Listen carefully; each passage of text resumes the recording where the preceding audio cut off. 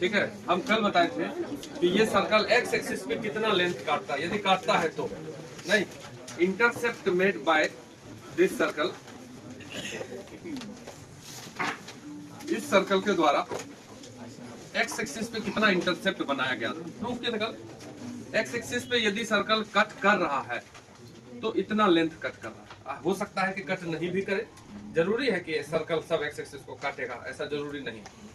ठीक है, तो हम ये जो लेंथ निकाल दिए थे तुमको, ये एक्स इंटरसेप्ट का लेंथ वो कितना निकला था, 2√अंडर, देखो कॉपी में लिखा है, ये निकला था कि नहीं। तो जैसे ही कोई चीज रूट के अंदर आ गया तो मतलब पॉजिटिव होना चाहिए। तो कहने का अर्थ ये है कि अगर ये g² माइनस c पॉजिटिव होगा तभी एक्स इंटरसेप्ट बनेगा, अन्यथा नहीं बन रहा। तो हम इसमें अगर 2-3 केस देख लेते हैं। इफ वाह g² माइनस c जो है वो अगर पॉजिटिव हो, ठीक है, अगर g² माइनस c पॉजिटिव है तब तुम्हारा इंटरसेप्ट बनेगा, तब ऐसा फोटो बनेगा, तब एक्स एक्सिस को काटता हुआ सर्कल बनेगा। मतलब g² यदि ग्रेटर, इससे तुम ये भी बोल सकते हो कि g² ग्रेटर देन c हो। अगर कोई सर्कल दिया हुआ है, ऐसा इक्वेशन दिया रहेगा, बोलेगा कि बताओ एक्स इंटरसेप्ट कर रहा है कि नहीं कर रहा, तो चेक करेंगे g² को c से, g² यदि बड़ा आया c से तब इंटरसेप्ट हो रहा है, अन्यथा नहीं। अगर मान लो ऐसा आ जाए कि if g² is less than c, ठीक है, g² यदि c से छोटा हो तब इंटरसेप्ट बनेगा क्या, नहीं, तब एक्स एक्सिस से ऊपर या नीचे ही सर्कल बन जाएगा, कहीं बनेगा, वो इक्वेशन दिया रहेगा। और यदि g² और c बराबर हो जाए, if g² is equal to c, इसका मतलब एक्स इंटरसेप्ट 0 हो जाएगा, तब सर्कल एक्स एक्सिस को क्या करेगा, टच करता हुआ निकल जाएगा। बात समझिए, खाली टच किया, 0 मतलब इंटरसेप्ट लेंथ नहीं बढ़ा। तो जब एक्स एक्सिस को काटने वाला क्वेश्चन रहेगा सर्कल, तो ये g² और c के वैल्यू पे डिपेंड करता है कि इंटरसेप्ट बनेगा कि नहीं। कल हम बताए थे कि एक्स इंटरसेप्ट ये बनता है, तो अंदर वाले पे ये 3 केस लिख लो।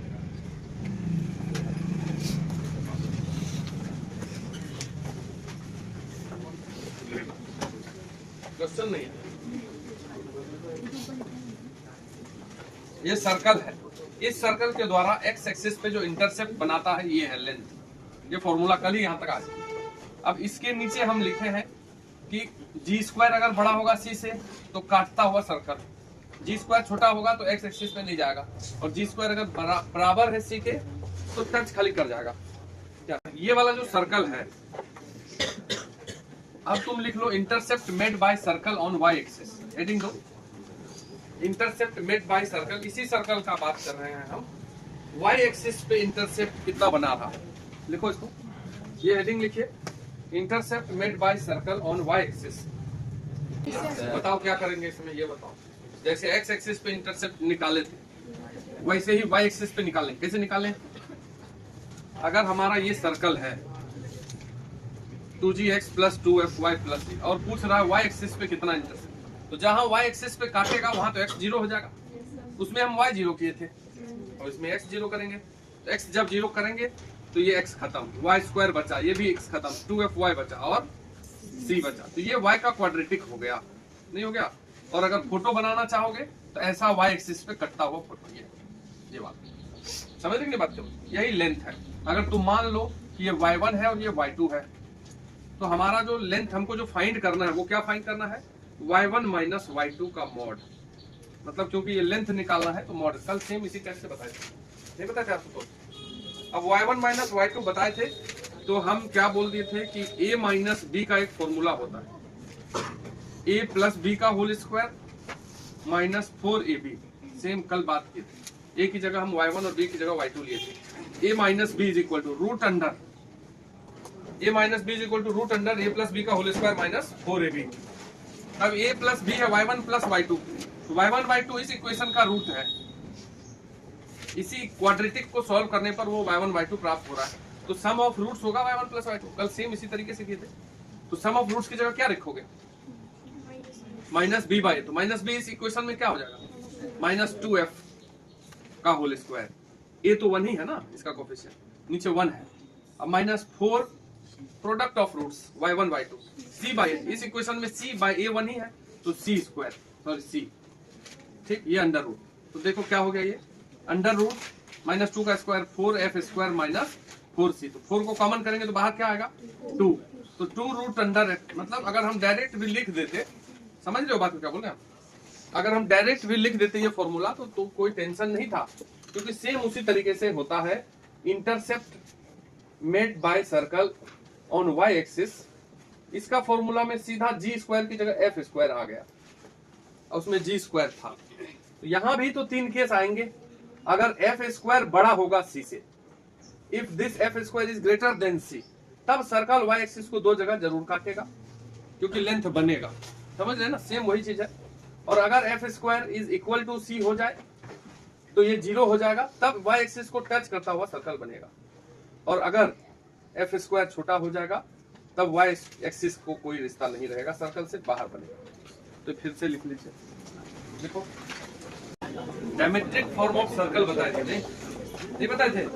अगर कोई सर्कल लिखना है और सर्कल का डायमीटर का एंड पॉइंट x1 y1 और x2 y2 है, इस सर्कल को कैसे लिखते थे? ये सर्कल का क्वेश्चन कैसे होता है?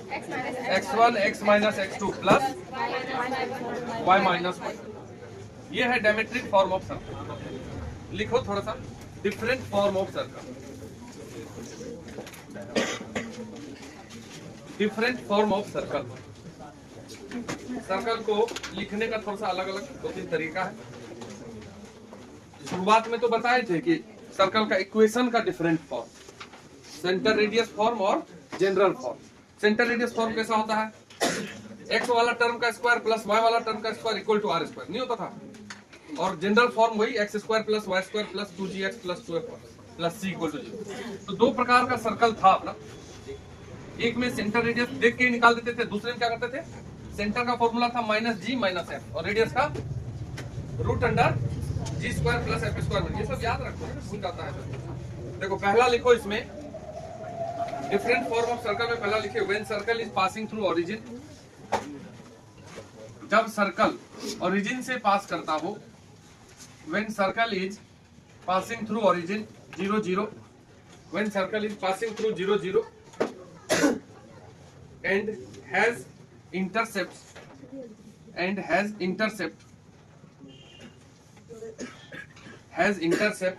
alpha and beta on x and y axis, alpha and beta on x and y axis respectively।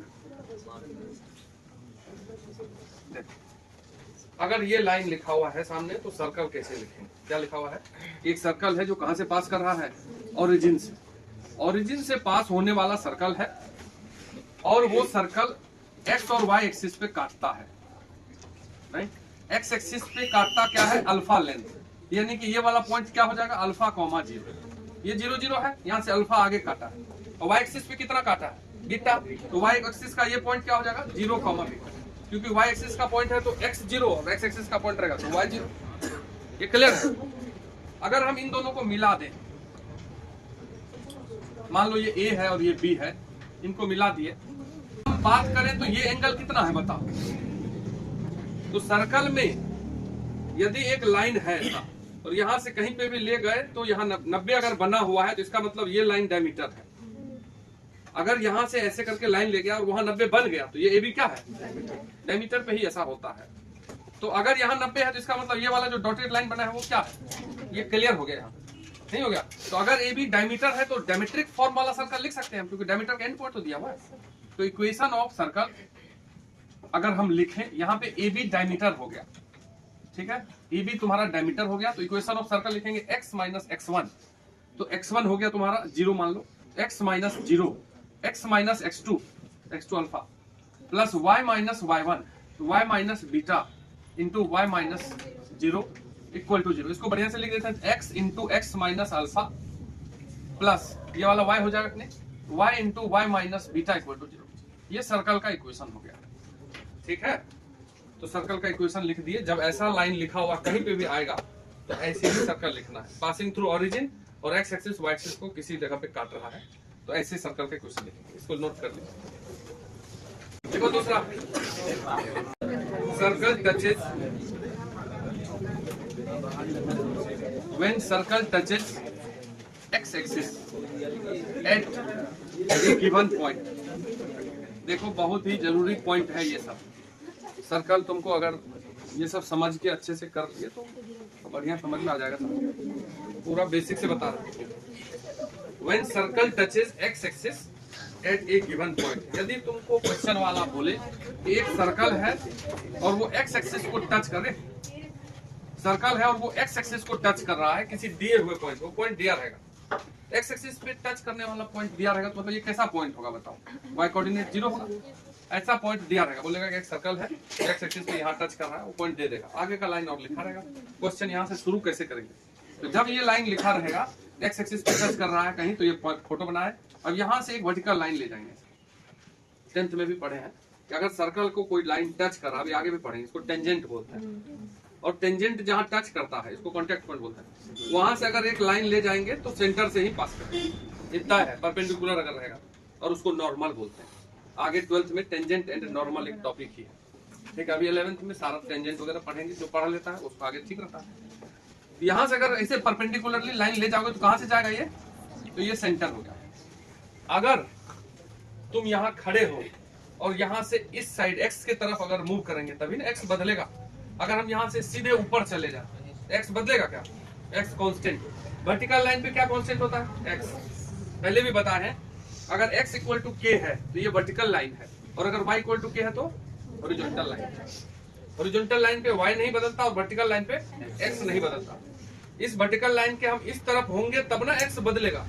x में मूवमेंट ही नहीं है, ऊपर जा रहा है, y में तो x इज कांस्टेंट। अगर यहाँ से हम सीधे चल रहे ऊपर, ये जो x कोऑर्डिनेट अल्फा है, सेंटर का भी x कोऑर्डिनेट अल्फा ही रह जाएगा, यही समझना। और y कोऑर्डिनेट बदल जाएगा। यहाँ तो y 0 है, जमीन पे है, लेकिन ऊंचा हुआ तो y बदला ना। मान लिया y बदल के बीटा हो गया, वो बीटा अननोन है। यहाँ पे इस पॉइंट में अल्फा नोन है और बीटा क्या है? अननोन है। बीटा कैसे निकलेगा? तो क्वेश्चन जब पूरा लिखा रहेगा, अभी क्वेश्चन नहीं करवा रहा है, तो उसमें तुम बीटा निकालने के लिए अगला कंडीशन दिया रहेगा। तो सबसे पहले हम इक्वेशन ऑफ सर्कल कैसे लिखेंगे? सेंटर जब मिल गया तो x माइनस अल्फा का स्क्वायर, क्योंकि x कोऑर्डिनेट अल्फा है, centre radius form, y minus beta का स्क्वायर इक्वल टू रेडियस का स्क्वायर। रेडियस क्या है यहाँ पे? तो तुम देखो कि यहाँ से ऊपर कितना चलेगा, यही ना रेडियस है। तो जो ये y कोऑर्डिनेट है उतना ही ना हाइट है इसका। ये बात समझे कि नहीं? अगर कहीं पे यहाँ पे 2,3 लिख दे, इसका मतलब ये ऊंचाई 3 हो गया, y कोऑर्डिनेट जो लिखा हुआ है, और ये लेंथ कितना हो गया? तो ये जो बीटा लिखा हुआ है बीटा ऊंचाई है, ये तो ही ना रेडियस हो गया, तो बीटा स्क्वायर। ये ऐसा सर्कल का इक्वेशन लिखेंगे। जब सर्कल एक्स एक्सिस को टच करे किसी दिए हुए पॉइंट पे, तो सर्कल को कैसे लिखते हैं? फोटो बनाएंगे। अल्फा 0 पे टच कर रहा है, वो पॉइंट दिया रहेगा क्वेश्चन में, और यहाँ से एक वर्टिकल लाइन ले जाएंगे तो अल्फा बीटा, ऐसा सर्कल का इक्वेशन लिखेंगे। अब अपना काम केवल बीटा निकालना रहेगा। इसमें अल्फा तो दिया रहेगा ना क्वेश्चन, अब बीटा निकालने के एक और पॉइंट दिया रहेगा, उससे बीटा निकल जाता है। पहले ये लिख लीजिए, देखो। अब जब सर्कल y एक्सिस को टच करेगा, ठीक है, नेक्स्ट पॉइंट लिख लो, when circle touches y axis at a given point. When circle touches y axis at a given point, अगर सर्कल y एक्सिस को टच कर रहा है, when circle touches y axis at a given point. चलो लिखो, लिखना है, copy check करेंगे आज लोगों को। 50 रुपए नहीं होता था, कॉपी जमा करो चेक होगा सबका कॉपी। वैसे ही कॉपी जमा करना है, चेक करना है। गजब है। ये फोटो बनाए कि नहीं? y एक्सिस पे यदि देखो टच कर रहा है, अगर कोई सर्कल y एक्सिस को टच कर रहा है, ये तो y एक्सिस पे जो टचिंग, ये टच वाला पॉइंट है, ये दिया रहेगा 0, बीटा या कुछ तो दिया रहेगा 0, के, तो यहाँ पे बीटा नोन है। अब यहाँ से अगर हम वर्टिकल लाइन लेके जाएंगे, कहाँ जाएगा ये? सेंटर। क्या नहीं बदलेगा उसमें बताओ? हॉरिजॉन्टली जा रहे हैं ना, जो y कोऑर्डिनेट नहीं बदलेगा, यहाँ बीटा ही रह जाएगा, x बदल जाएगा अल्फा। x में 0 पे है, हम घसक के कहाँ चले गए? अल्फा पे। अल्फा नोन है यहाँ पे, बस ये ध्यान देना, ठीक है। अब हम इस सर्कल को लिखते हैं, तो x सेंटर तो अल्फा बीटा ही लेके चले आए हैं, तो ऐसा ही रह गया। बस रेडियस यहाँ क्या है? यहाँ से हम इतना कितना खिसक के आ गया है? अल्फा ना, तो वही रेडियस हो गया, तो अल्फा स्क्वायर। अल्फा यहाँ पे निकालना पड़ेगा, जो क्वेश्चन में निकलेगा। अभी लिखिए पहले, when find equation of circle, अरे धीरे धीरे find equation of circle, find equation of circle touching positive y axis. अरे लिखो, find equation of circle touching, question लिखिए, find equation of circle touching positive y axis at 4 unit distance from origin, at 4 unit distance from origin. Positive y axis को touch कर रहा है कहां? Origin से 4 unit ऊपर टच करा देंगे, ठीक है। एंड मेक्स एन इंटरसेप्ट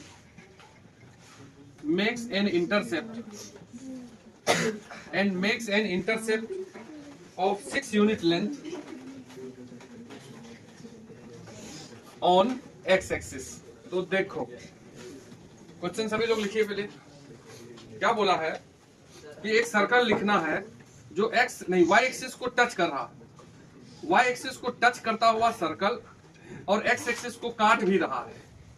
बोल रहा है कि y एक्सिस को टच कर रहा है कहां? तो ओरिजिन से 4 यूनिट ऊपर, और वही एक सर्कल x एक्सिस पे कितना लेंथ का इंटरसेप्ट बना रहा? 6। तो ये लेंथ दिया हुआ है 6, और ये ऊपर कट कर रहा है 4 यूनिट ऊपर। तो यहाँ से 4 यूनिट ऊपर जाओगे तो क्या मिलेगा? 0,4। अब यहाँ से हम ऐसे करके लेके चलेंगे तो सेंटर होगा। तो हॉरिजॉन्टल लाइन पे जा रहे हैं तो क्या नहीं बदलेगा?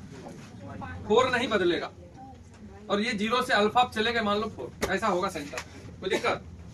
अरे समझो, कोई दिक्कत? तो हम इस सर्कल को लिखते हैं इक्वेशन ऑफ सर्कल। पहले हम लिख लेते हैं, सेंटर है अल्फा 4, तो x माइनस अल्फा का स्क्वायर, y माइनस 4 का स्क्वायर। सही लिखे कि नहीं? इक्वल टू ये रेडियस कितना है बताओ? ये कितना लेंथ है? 4 नहीं मूर्ख, अल्फा आगे बढ़े हैं। ये x में 0 पे यहाँ से खिसक के अल्फा पे आ गए तो अल्फा हो गया, ठीक है। अगर इधर टच करता तब y कोऑर्डिनेट होता रेडियस, तो अल्फा स्क्वायर। इसको थोड़ा सा सॉल्व करते हैं, 1 मिनट लिखो मत, देखो ना पहले इसको सॉल्व करोगे। a square plus b square minus 2ab plus y square plus 16 minus 8y equal to alpha square. Alpha square cut गया कि नहीं? तो देखो x स्क्वायर, अरे समझो बात को, एक बार समझ लो, इसको काम देगा। x square y square minus 2 alpha x minus 8y plus 16 equal to 0। ये हो गया सर्कल का इक्वेशन। अब इस सर्कल में तुम ये देखो कि x का जो कोफिशिएंट होता है वो क्या होता है? 2g। तो 2g इज इक्वल टू क्या लिखा हुआ है यहाँ पे बताओ? Minus 2 alpha. तो 2 और 2 कट के g क्या निकल गया? Minus alpha. देखो इसमें c क्या है? 16। अब तुम बोलोगे कि g और c ही क्यों देखे, f क्यों नहीं देखे? क्योंकि x इंटरसेप्ट का बात किया गया है। तो x इंटरसेप्ट का क्या फॉर्मूला होता है ये बताओ? x इंटरसेप्ट का फॉर्मूला 2g स्क्वायर माइनस, यही दिया हुआ है 16, नहीं दिया है? तो यहाँ से 2 और ये 16 कटा 8, g की जगह क्या रख दोगे? Minus alpha. 6 है तो चलो 3।